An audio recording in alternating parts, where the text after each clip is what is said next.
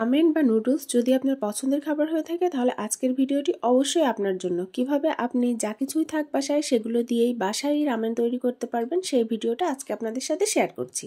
এখন চুলায় একটি কড়াই বসিয়ে এর মধ্যে বেশ কিছুটা পানি দিয়েছি আর দিয়ে দিলাম সামান্য কিছুটা তেল আর 1 চা চামচ লবণ দিয়ে এর মধ্যে এবার স্প্যাগেটিগুলো দিয়ে দিচ্ছি, কারণ আমি আজকে স্প্যাগেটি দিয়েই বানাবো।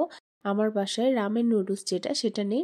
এটা সিদ্ধ হতে প্রায় 7 থেকে 8 মিনিট সময় লাগবে। এবার এটা আমি পানি থেকে তুলে নিব। তুলে নিয়ে নুডলসগুলো ধুয়ে নিব এবং বেশ কিছুটা পানি আমি স্যুপের জন্য রেখে দিব। এবার চুলায় আরেকটি কড়াই বসিয়ে এর মধ্যে দিয়ে দিলাম কিছুটা ছোট ছোট করে রাখা পেঁয়াজ কুচি, কিছুটা রসুন কুচি আর দিয়ে দিব খুব সামান্য পরিমাণ আদা কুচি। এবার এর মধ্যে দিয়ে দিচ্ছি কেটে রাখা সসেসগুলো দিয়ে আমি খুব ভালোভাবে নেড়েচেড়ে ভেজে নিব, যাতে সসেসগুলো বেশ একটু ভাজা ভাজা হয়ে যায়।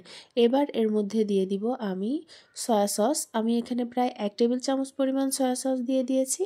এখানে সয়া সস দেওয়ার পরে এবার দিয়ে দিচ্ছি 1 টেবিল পরিমাণ টমেটো সস দিয়ে একটু নেড়েচেড়ে এর মধ্যে আমি 1 কাপ পরিমাণ পানি দিয়ে দিচ্ছি, যে পানিটা আমি নুডলস থেকে তুলে রেখেছিলাম। আর দিয়ে দিচ্ছি 1 টেবিল চামচ ম্যাগি সস আর দিয়ে দিচ্ছি 1 টেবিল চামচ ফিশ সস। আপনারা যদি চান তাহলে এই ম্যাগি সস আর ফিশ সস এই দুইটা স্কিপও করতে পারেন। এবার যেটা দিতে হবে সেটা হচ্ছে প্রায় 1/2 টেবিল চামচ মতন চিলি ফ্লেক্স। এটা অবশ্যই দিতে হবে, এটাতেই কিন্তু পুরা এই রামেনটা খুব স্পাইসি একটা ব্যাপার হবে। আমি আরও 1/2 কাপ পরিমাণ পানি দিয়ে দিচ্ছি।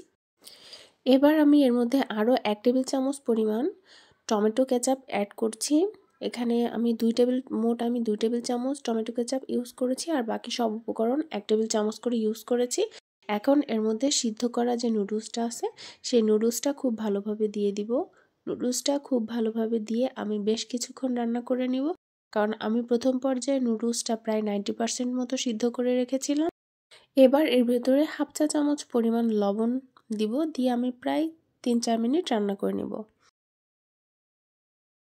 এবার রামেনের জন্য কিছু ভেজিটেবল রেডি করে নিব। এজন্য কড়াইতে আমি একটু তেল দিয়ে দিয়েছি, দিয়ে প্রথমে কিছু সসেস লম্বা লম্বা করে কেটে নিয়েছি, এগুলাকে সুন্দর করে ভেজে নিব।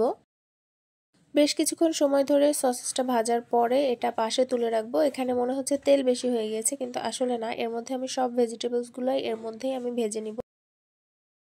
সসেসগুলো পাশে তুলে রেখে এবার কিছু বরবটি দিয়ে দিচ্ছি। সসেস থেকে কিন্তু বেশ কিছুটা লবণ বের হয়, এজন্য বরবটিতে লবণ দেওয়ার সময় অবশ্যই বুঝে দিবেন যদি সসেসটা আগে ভাজেন আর কি। তো বরবটিটা ভাজা হয়ে গিয়েছে, এটা পাশে তুলে রাখছি। এবার দিয়ে দিচ্ছি কিছুটা গাজরগুলোকেও হালকা করে ভেজে নিব। গাজরটা ভাজা হয়ে গেলে এবার পাশে আমি কিছুটা মাশরুম দিয়ে দিচ্ছি। মাশরুমগুলোকেও আমি সুন্দর করে ভেজে নিব। এই মাশরুমগুলোতেও লবণ থাকে, এ কারণে এক্সট্রা লবণ দেওয়ার কোনো প্রয়োজন নেই। আপনারা আপনাদের পছন্দ মতো সবজি অ্যাড করতে পারেন। আমার হাতের কাছে এগুলো ছিল, আমি এগুলো অ্যাড করেছি। এখন আমি রামেনের উপরে প্রথমে দিয়ে দিলাম কিছুটা স্প্রিং অনিয়ন, পাশে সসেজ, এরপরে বরবটি, তারপরে গাজর আর দিয়ে দিচ্ছি মাশরুমগুলা।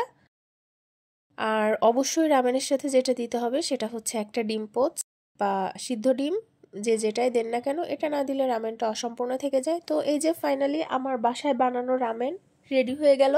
পাশে আরেকটা জিনিস দিয়েছিলাম সেটা হচ্ছে সিদ্ধ পালং শাক। সবজিগুলো একেবারেই অপশনাল। তো রামেন ফাইনালি রেডি। আপনাদের যদি ভিডিও ভালো লাগে তাহলে অবশ্যই লাইক কমেন্ট শেয়ার করবেন, পাশে থাকবেন এবং আমার পেজটিতে ফলো দিয়ে রাখবেন।